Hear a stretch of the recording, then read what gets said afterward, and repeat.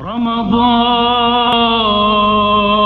أهلا مرحبا رمضان.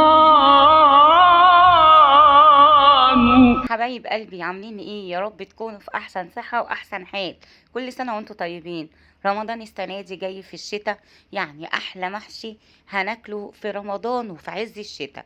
تعالوا بقى اما اقول لكم على تريكات في تسبيكة المحشي وخلطة المحشي، هتخلي ريحة التسبيكة بتاعتك تجيب لاخر الشارع وهتدعيلي عليها. تعالوا نشوف هنعملها ازاي، بس الاول تعالوا نصلي على الرسول.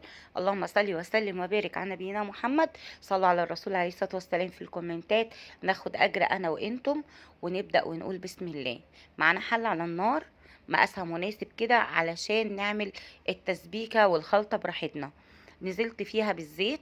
طبعا لو حابة تحطي ميكس من الدهون، زيت مع سمنة، هتحطي الزيت وتحطي معلقة سمنة كبيرة كده.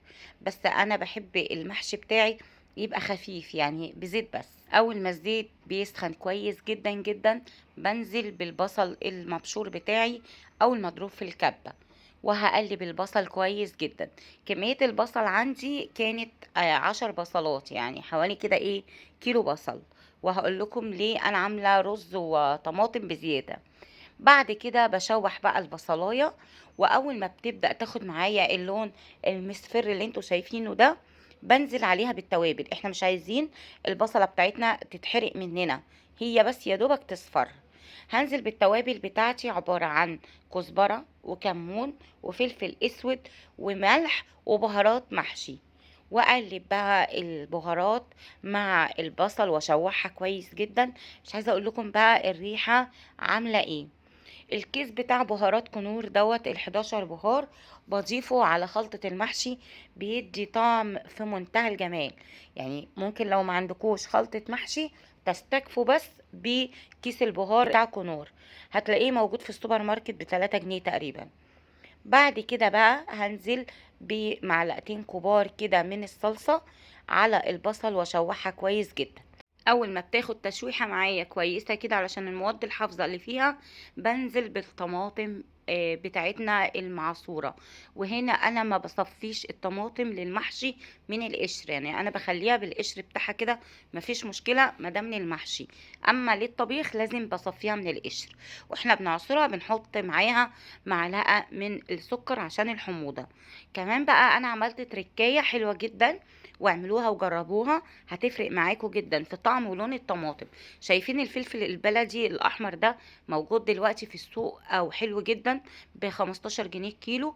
ضربت كده حبتين من الفلفل مع الطماطم، فزي ما انتوا شايفين لونها حلو قوي.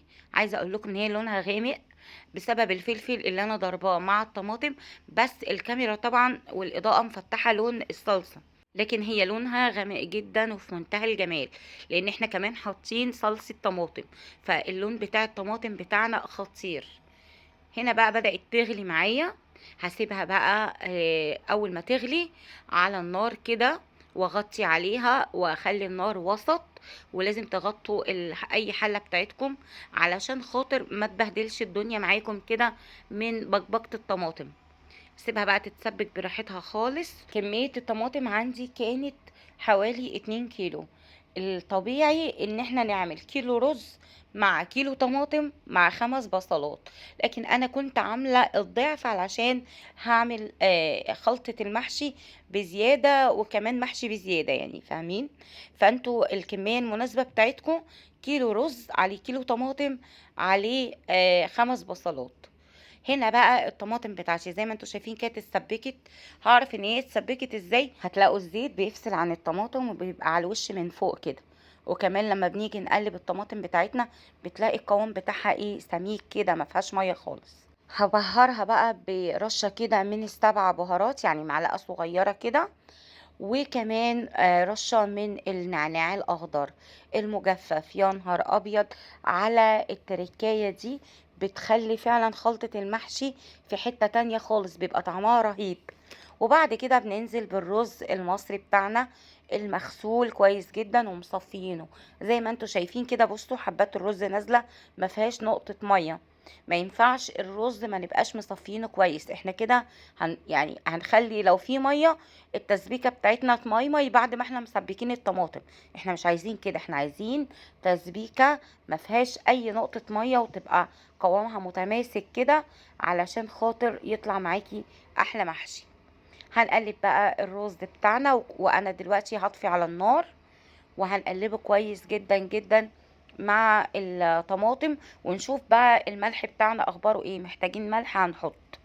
وبعد كده هنزل بالخضرة بتاعتي، عبارة عن كزبرة وشبت. طبعا لو حابين تضيفوا بقدونس حطوا، بس يعني انا مش بحس ان هو بيضيف اي طعم لخلطة المحشي غير اللون الاخضر بس.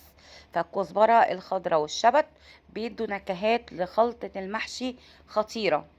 وهنقلب بقى، احنا خلاص طفينا النار عشان الخضرة بتاعتنا تفضل محتفظة باللون الاخضر الجميل ده، مش عايزين نهريها مع التسبيكة، وتكون النار شغالة. وزي ما انتوا شايفين بقى، بصوا لون التسبيكة خطير، الطعم في منتهى الجمال. التركة دي بقى اعملوها وهتدعيلي عليها.